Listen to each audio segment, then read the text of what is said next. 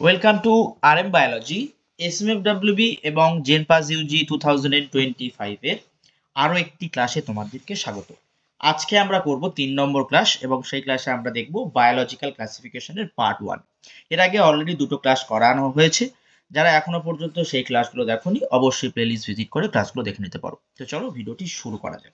তো সব থেকে প্রথমে বায়োলজিক্যাল ক্লাসিফিকেশন জানতে গেলে আমাদের কি জানতে হবে, যে শ্রেণীবিন্যাস কাকে বলবো। এক বা একাধিক লক্ষণের সাদৃশ্য ও পারস্পরিক সম্পর্কের ভিত্তিতে সুশৃঙ্খলভাবে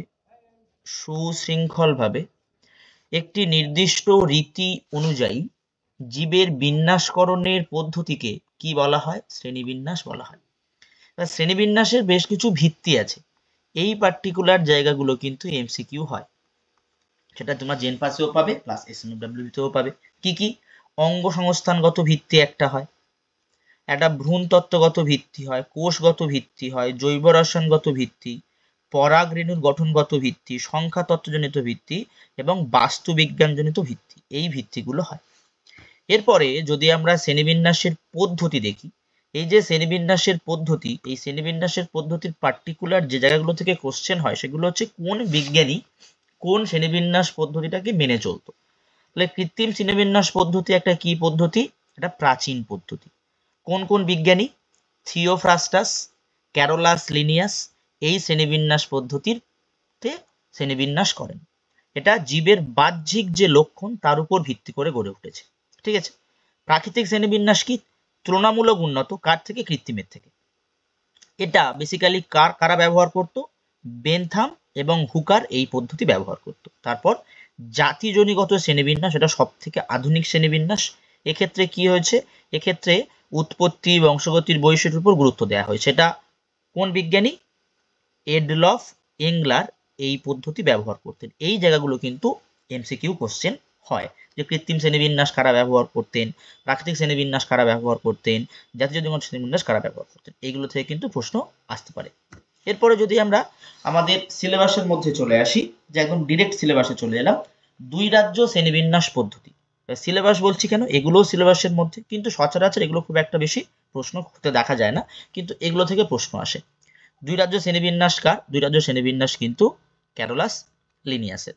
তিন রাজ্য শ্রেণীবিন্যাস আর্নেস্ট হেকেল, সেখানে তিনটে, প্রোটিস্টা, প্লান্টি, অ্যানিমেলিয়া। চার রাজ্য শ্রেণীবিন্যাস কোপল্যান্ড। কি কি?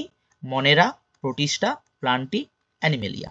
পাঁচ রাজ্য শ্রেণীবিন্যাস মেনলি যেটা আমাদের পড়াশোনা করানো হয় ক্লাস 11-এ স্কুলগুলোতে, সেটা হচ্ছে এটা পাঁচ রাজ্য শ্রেণীবিন্যাস বা ফাইকনম ক্লাসিফিকেশন। কার দেয়া? RH উইটেকার। সেখানে নতুন যে কিংডমটা এসছে সেটা হচ্ছে ছত্রাক। এরপরে আমরা একটা টেবিল দেখে নেব, যে টেবিলটা তোমাদের পার্টিকুলার এমসিকিউর জন্য বেশ গুরুত্বপূর্ণ হতে চলেছে। এই টেবিলটা এমসিকিউর জন্য অত্যন্ত গুরুত্বপূর্ণ হতে চলেছে এই টেবিলটা। ঠিক আছে, দেখো কি আছে। মনেরা, পঞ্চরাজ্য হিসাবে মনেরা, প্রোটিস্টা, ছত্রাক, উদ্ভিদ রাজ্য, প্রাণী রাজ্য। তাহলে কি কি ভিত্তি দেখো। পাঁচ রাজ্য শ্রেণীবিন্যাসের ভিত্তিও কটা ছিল? পাঁচটা। কোষের প্রকৃতি, কোষ প্রাচীর, নিউক্লিয় পর্দা, দেহ সংগঠন, পুষ্টি পদ্ধতি। এই পার্টিকুলার পার্টগুলো কিন্তু ছিল। এবারে যদি আমরা কোষের প্রকৃতি দেখি, মনেরা বাদে বাকি যে চারটে রাজ্য আছে সবাই কি? ইউক্যারিওটিক। সবাই ইউক্যারিওটিক। ঠিক আছে। আর শুধুমাত্র মনেরা কি হয়? প্রোক্যারিওটিক। তাহলে প্রোক্যারিওটিক, তাহলে কোষ প্রাচীর কি থাকবে? মনেরাতে উপস্থিত থাকে। কি থাকে না? সেলুলোজ বিহীন হয়। কি কি দিয়ে তৈরি হয়? Polysaccharide plus amino acid. প্রোটিস্টাতে কিছু জীবে উপস্থিত। ছত্রাক উপস্থিত কিন্তু কি? সেলুলোজ বিহীন। উদ্ভিদ রাজ্যতে উপস্থিত, সেলুলোজ বিশিষ্ট। প্রাণী রাজ্য অনুপস্থিত। ঠিক আছে। নিউক্লিয় পর্দা মনেরাতে শুধুমাত্র অনুপস্থিত, বাকি সমস্ত রাজ্যে কিন্তু উপস্থিত। এরপরে দেহ সংগঠন, কোষীয়, প্রোটিস্টাও কোষীয় এবং ছত্রাকে বহুকোষীয় শিথিল কলা। উদ্ভিদ রাজ্যে কলা অঙ্গ গঠিত হয়, প্রাণী রাজ্যে কলা অঙ্গতন্ত্র গঠিত হয়। পুষ্টি পদ্ধতি কি? এরা কিন্তু স্বভোজী হয়। সেই স্বভোজীটা রাসায়নিক সালোক সংশ্লেষকারী অথবা সালোক সংশ্লেষকারী হতে পারে, এবং পরভোজী, সেটা মৃতজীবী হতে পারে বা পরজীবী হতে পারে।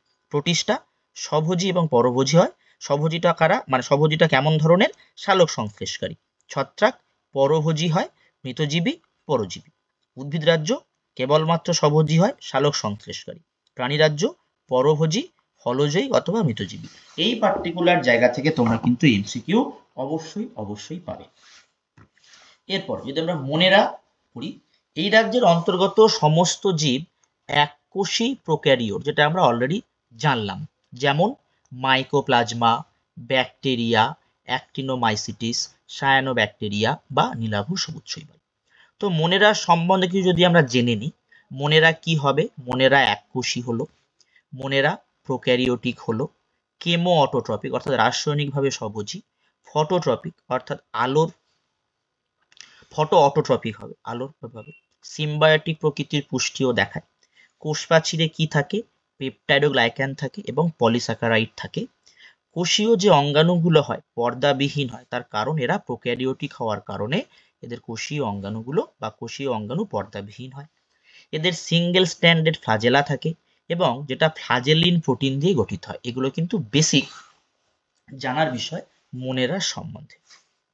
এবার যদি আমরা মনেরাকে ভাগ করি, মনেরাকে ভাগ করলে আমরা পাচ্ছি কি দেখে নাও। সেটা হচ্ছে প্রকৃত ব্যাকটেরিয়া বা ইউব্যাকটেরিয়া, এটা আজকে আমরা পড়বো। আজকে এই ক্লাসটা আমাদের পাবো, আমরা এই ক্লাসটা করব, পরবর্তীতে আস্তে আস্তে এগুলো কমপ্লিট করবো। আর কি ব্যাকটেরিয়া, সায়ানোব্যাকটেরিয়া, মাইকোপ্লাজমা, রিকেটসি, অ্যাক্টিনোমাইসিটিস, এগুলো দেখো। তাহলে আজকে আমরা কি পড়বো, ইউব্যাকটেরিয়াটা পড়বো। ইউব্যাকটেরিয়াটা অতি ক্ষুদ্রতম সরল আণুবীক্ষণিক জীবাণু। এই ইউব্যাকটেরিয়াকে আমরা প্রকৃত ব্যাকটেরিয়া বলি, ইউব্যাকটেরিয়াকে আমরা প্রকৃত ব্যাকটেরিয়া বলে থাকি, ঠিক আছে। এই যে ব্যাকটেরিয়া, এই যে ইউব্যাকটেরিয়া, যেটাকে আমরা ব্যাকটেরিয়া নামে বেশি বলি, ব্যাকটেরিয়ার যে নিউক্লিয়াস হয় সেটা কি ধরনের নিউক্লিয়াস হয়, প্রোক্যারিওটিক নিউক্লিয়াস হয় এবং একটি পেঁচানো দ্বিতন্ত্রী ডিএনএ তন্তু থাকে। তাই ব্যাকটেরিয়ার নিউক্লিয়াসকে নিউক্লিয় বস্তু বলে, ব্যাকটেরিয়ার নিউক্লিয়াসকে নিউক্লিয় বস্তু বলে, ঠিক আছে। নিউক্লিয়ার মেমব্রেন থাকে না, কিন্তু নিউক্লিয়ার মেমব্রেন থাকে না। প্রোটোপ্লাজমে কেবলমাত্র 70 রাইবোজোম থাকে, মেসোজোম থাকে। এই মেসোজোমটা বেসিক্যালি ইউক্যারিওটিক কোষের মাইটোকন্ড্রিয়া যে কাজ করে, প্রোক্যারিওটিক কোষে কিন্তু এই মেসোজোমটা সেই কাজ করে দেয়। তাহলে ব্যাকটেরিয়া কোষে শ্বসনে কে সাহায্য করবে, ব্যাকটেরিয়া কোষের শ্বসনে সাহায্য করবে কিন্তু মেসোজোম। শ্বসনে কে সাহায্য করবে, মেসোজোম সাহায্য করবে, ঠিক আছে। কোষের বাইরে সুগঠিত কোষপ্রাচীর থাকে, যার প্রধান উপাদান মিউকোপেপটাইড বা পেপটাইডোগ্লাইক্যান। এদের অঙ্গজ, অযৌন, যৌন জনন দেখা যায়। এরা খুব উচ্চ ও খুব নিম্ন তাপমাত্রায় বেঁচে থাকতে পারে, -170°C থেকে 80°C পর্যন্ত। এটা আমাদের ইউব্যাকটেরিয়া সম্বন্ধে একদম বেসিক নলেজ। এর পরবর্তী ক্লাসে আমরা ইউব্যাকটেরিয়া আর একটু ডিটেলসে যাব এবং পরবর্তী পার্টটা কমপ্লিট করব। তো যারা এসএমএফডব্লিউবি 25-এর স্টাডি মেটেরিয়াল, একদম ডিটেল স্টাডি মেটেরিয়াল চাইছো পারচেস করতে, তারা আমার সঙ্গে যোগাযোগ করতে পারো 7501656953 নাম্বারে, ঠিক আছে, যোগাযোগ করতে পারো। বা যারা জেনপাস ইউজির স্টাডি মেটেরিয়াল চাইছো, জেনপাস UG study material physics, chemistry এবং বায়োলজি, তারা কিন্তু অবশ্যই করে এই নাম্বারে যোগাযোগ করো, ঠিক আছে। তো আজকের ভিডিওটি এই পর্যন্ত। যারা চ্যানেল নতুন, চ্যানেলটি অবশ্যই করে সাবস্ক্রাইব করে দিও। প্রতি সোমবার ঠিক এই 8টার সময় তোমরা ক্লাস পাবে, ঠিক আছে। এবং বুধবার, অল্টারনেটিভ বুধবার করে কিন্তু তোমরা এরকম ক্লাস পেয়ে যাবে, বিনামূল্যে ক্লাস পাবে। শুধু স্টাডি মেটেরিয়াল যদি জোগাড় করতে চাও বা স্টাডি মেটেরিয়াল পেতে চাও, তাহলে এখানে যোগাযোগ করো, কন্ট্যাক্ট করতে পারো, ফোন কল করতে পারো, হোয়াটসঅ্যাপ করতে পারো, যেটা ইচ্ছা তোমার, ফোন বা হোয়াটসঅ্যাপ করতে পারো, করে কিন্তু তোমরা কালেক্ট করে নিতে পারো। তো আজকের ভিডিওটি এখানেই শেষ করছি।